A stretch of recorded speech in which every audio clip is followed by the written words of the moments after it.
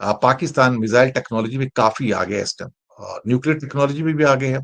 तो पाकिस्तान को किसी भी देश को बकरी का बच्चा नहीं समझना चाहिए। अगर अमेरिका इस थ्रेट को महसूस कर रहा है, तो मैं यकीन से कह सकता हूं कि इंडिया भी तो उस थ्रेट को महसूस करेगा ना। ऐसा नहीं है, नहीं तो 15,000 किलोमीटर की दूरी की मिसाइल इंडिया के पास भी नहीं है, मैं आपको बताऊं। 15,000 किलोमीटर की दूरी तक मार करने वाली मिसाइल इंडिया के पास नहीं है, पर पाकिस्तान के पास है। तभी सैंक्शंस लगी है उसके ऊपर। तो ये सारी की सारी चीजें हैं। क्या होगा, हालांकि उनके कई एक्सपर्ट्स हैं अमेरिका के, वो कहते हैं कि बाइडेन साहब ने कई बार सैंक्शंस लगा दिए हैं और इन सैंक्शंस का कोई हमारे ऊपर असर पड़ने वाला नहीं है। और हिस्ट्री बताती है कि अमेरिका ने हमेशा हमारे मिसाइल प्रोग्राम के ऊपर सैंक्शंस लगाई है। कहते हैं आप एक और सैंक्शन लगा दीजिए, हमारे ऊपर कोई फर्क नहीं पड़ता है। यानी कि पाकिस्तान को जो टेक्नोलॉजी मिलनी है या फिर उसके लिए जो इक्विपमेंट्स मिलने हैं या पार्ट्स मिलने हैं, वो उसके पास हैं ऑलरेडी, और वो कई सोर्सेस से वो देख सकता है उसका। मुझे लगता है कि ये जो चीजें हैं वो अपने आप में बड़ी ही महत्वपूर्ण है, बड़ी ही इंपॉर्टेंट है। और कहीं ना कहीं मुझे भी इस बात का एहसास होता है कि पाकिस्तान ने वो मिसाइल तैयार कर ली है या बिल्कुल तैयार करने के करीब है, जिसकी दूरी 15,000 किलोमीटर है। कि 15,000 किलोमीटर दूर जाके वो एटम बम को वहां पर गिरा सकती है। और अमेरिका को खतरा इसलिए लगा कि it can hit America. 15,000 kilometre Pakistan से हिट करेगा तो अमेरिका को हिट कर सकता है, लैटिन अमेरिका को हिट कर सकता है। तो पहली बार पाकिस्तान को अमेरिका ने अपने इमर्जिंग थ्रेट के रूप में देखा है कि पाकिस्तान की ये जो मिसाइल है इसको मैं ओवरलुक नहीं कर सकता है। और उनके जो डेप्यूटी नेशनल सिक्योरिटी एडवाइजर है जॉन फाइनर, उनका कहना है कि पाकिस्तान जो कर रहा है उससे अहम सवाल ये खड़ा होता है कि बैलिस्टिक मिसाइल कार्यक्रम का उसका ऑब्जेक्टिव क्या है, वो किसको हिट करना चाहता है अल्टीमेटली। और 15,000 किलोमीटर की दूरी की अगर मुझे वो हिट कर सकता है, लैटिन अमेरिका को हिट कर सकता है, उधर ऑस्ट्रेलिया को हिट कर सकता है, तो भाई ये किसके लिए बना रहा है अल्टीमेटली, ये इसका ऑब्जेक्टिव क्या है, इतनी लंबी दूरी की इसको जरूरत क्या है, कौन दुश्मन है उसका इतनी दूर तक। उसका एक ही दुश्मन है जो इंडिया है, ले दे के। और वो तो बहुत ज्यादा दूर नहीं है, 2-2,500 किलोमीटर की दूरी पर है, मतलब वो भी जो लॉन्गेस्ट उसका जो डेस्टिनेशन हो सकता है अरुणाचल प्रदेश या कोलकाता भेजना हो या अंडमान निकोबार भेजना हो।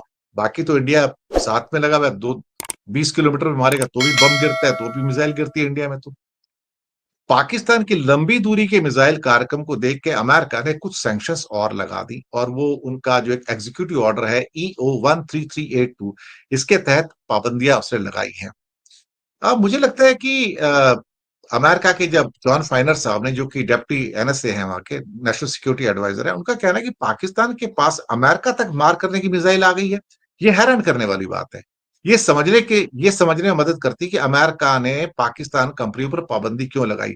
आप सोचिए, मैंने थोड़ी देर पहले क्या बात कही थी कि नॉर्थ कोरिया और पाकिस्तान का बहुत क्लोज रिश्ता है, और ये सारी की सारी जो मिसाइल टेक्नोलॉजी आई है पाकिस्तान के पास, वो अधिकतर टेक्नोलॉजी नॉर्थ कोरिया से आई है। और उसके बदले में पाकिस्तान ने नॉर्थ कोरिया को एटॉमिक टेक्नोलॉजी दी है, न्यूक्लियर टेक्नोलॉजी दी है। इस बात को हमें बिल्कुल भी नहीं भूलना चाहिए।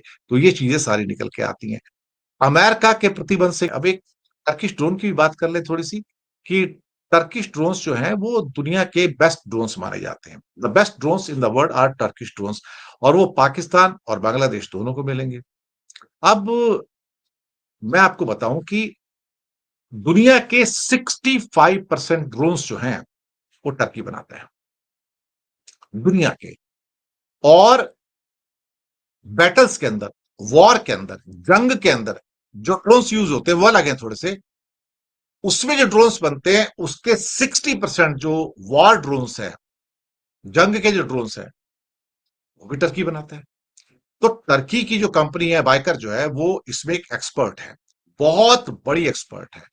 और उसका नाम है बायर कतार TB2 ड्रोन का बाजार है ये, TB2 ड्रोन का बाजार है। और ये इसने कई देशों को वहां पर दिया है। यूक्रेन के पास भी ये ड्रोन्स हैं जो रशिया के खिलाफ इस्तेमाल कर रहा है। टर्की का जो टोटल डिफेंस का एक्सपोर्ट है वो $5.5 बिलियन का है, $5.5 बिलियन है। आप यकीन नहीं मानोगे कि इसमें सिर्फ TB2 ड्रोन जो है, जो युद्ध में यूज होता है, जंग में यूज होता है, उसका एक्सपोर्ट $1.8 बिलियन का है, $1.8 बिलियन का। और 35 कंट्रीज को TB2 ड्रोन का उसने एक्सपोर्ट किया है। ये अब जो इंडिया के लिए चुनौती कहां से आ रही है, चैलेंज कहां से आ रहा है कि ये भारत के जो 3 पड़ोसी हैं जिनको ये ड्रोन मिला है या मिलने जा रहे हैं, वो है पाकिस्तान, बांग्लादेश और मालदीव। पाकिस्तान लाइव के मोअज़्ज़िज़ नाज़रीन अस्सलामु अलैकुम। भारतीय तज्ज़ियाकार दिनेश के वोहरा के इस बयान ने एक बार फिर भारत में हलचल मचा दी है। दिनेश के वोहरा ने न सिर्फ पाकिस्तान के मिसाइल सिस्टम की बढ़तरी का एतराफ़ किया, बल्कि ये भी कहा कि पाकिस्तान की दिफाई ताकत दिन ब दिन बढ़ती जा रही है, जिसने भारत के साथ साथ अमरीका को भी परेशान कर दिया है। उनके इस बयान ने भारतीय मीडिया में तूफान खड़ा कर दिया है और मोदी सरकार के चहीते तज्ज़ियाकारों को खामोश कर दिया है। दिनेश के वोहरा के मुताबिक पाकिस्तान के पास मौजूद मिसाइल सिस्टम दुनिया के जदीद तरीन सिस्टम्स में से एक है, जो 15,000 किलोमीटर तक मार करने की सलाहियत रखता है। उन्होंने ये भी वाज़ेह किया कि पाकिस्तान की ये टेक्नोलॉजी न सिर्फ भारत बल्कि अमरीका जैसे ममालिक को भी मुतासिर कर सकती है। उनका कहना था कि भारत के पास ऐसी कोई टेक्नोलॉजी नहीं जो पाकिस्तान की टेक्नोलॉजी का मुकाबला कर सके। नाज़रीन, भारतीय मीडिया जो हमेशा पाकिस्तान के खिलाफ जहर उगलने में मसरूफ रहता है, अब इस हकीकत को लेकर बेबस नजर आ रहा है। दिनेश के वोहरा के इस एतराफ ने मोदी सरकार की दिफाई नाकामियों को बेनकाब कर दिया है। उनके मुताबिक अमरीका की जानिब से पाबंदियां लगाने से पाकिस्तान की तरक्की पर कोई असर नहीं पड़ने वाला, बल्कि पाकिस्तान ने इन पाबंदियों के बावजूद अपने दिफाई शोबे को इस हद तक मजबूत कर लिया है कि वो खित्ते में एक नाकाबिले तस्कीर कुव्वत बन चुका है। भारतीय तज्ज़ियाकार ने यह भी कहा कि पाकिस्तान की ये बढ़ती हुई ताकत न सिर्फ भारत के लिए खतरा है, बल्कि अमरीका भी इससे खौफजदा है। उन्होंने मजीद कहा कि मोदी सरकार की नाकिस पॉलिसियों की वजह से भारत का दिफाई शोबा पीछे रह गया है, जबकि पाकिस्तान अपनी हिकमत अमली और मुस्तकिल मिजाजी से दुनिया में अपना लोहा मनवा रहा है। नाज़रीन, आपकी क्या राय है? क्या पाकिस्तान की दिफाई ताकत वाकई खित्ते में सबसे मजबूत है? और क्या भारतीय मीडिया और हुकूमत को अपनी नाकामियों का सामना करना चाहिए? अपनी राय नीचे कमेंट सेक्शन में जरूर दें। वीडियो में आगे बढ़ने से पहले हमारे चैनल पाकिस्तान लाइव को सब्सक्राइब जरूर करें ताकि आने वाली वीडियो अपडेट से आगाह रहें। मालदीव को मिला, चलो ठीक है, मालदीव तो थ्रेट नहीं है, लेकिन पाकिस्तान तो थ्रेट है इस ड्रोन के साथ में इंडिया के लिए। Bangladesh is going to be another threat for India. तो ये अपना टर्की के ड्रोन जो इस्तेमाल करने जा रहे हैं, और टर्की ने इतनी बड़ी महारत हासिल की है, तारीफ करनी पड़ेगी वैसे देखा जाए तो। इससे ज्यादा मैं और क्या कह सकता हूँ कि टर्की दुनिया का 65% ड्रोन्स बनाता है, और जो जंग के जो ड्रोन्स हैं, युद्ध के जो ड्रोन्स हैं, उसके 60% ड्रोन्स बनाता है। तो एक तरह से उसकी तो मोनोपोली है, और दुनिया के बेस्ट ड्रोन्स बनाता है।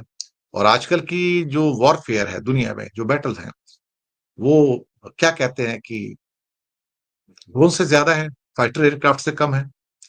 तो मुझे लगता है कि हिंदुस्तान को भी इस मामले में सोचना पड़ेगा। सोच भी रहा होगा, ऐसी बात नहीं है, अंदर सब लोग बहुत एक्सपर्ट बैठे हैं, सब लोग करते रहते हैं। तो कहीं ना कहीं इंडिया भी अपने वॉरफेयर के अंदर ड्रोन्स को इंडक्ट कर रहा है। वैसे अभी अमेरिका से कुछ ड्रोन्स खरीदे तो हैं, काफी बड़े हैं, और बड़ी डील है, 30-32 हजार करोड़ की डील है। तो धीरे धीरे मिलेंगे इंडिया के पास, वो भी आएंगे। तो खबरें तो बहुत सारी होती हैं, तो फिर भी हमारी कोशिश तो यही रहती है कि आप तक इन खबरों को पहुंचाया जाए।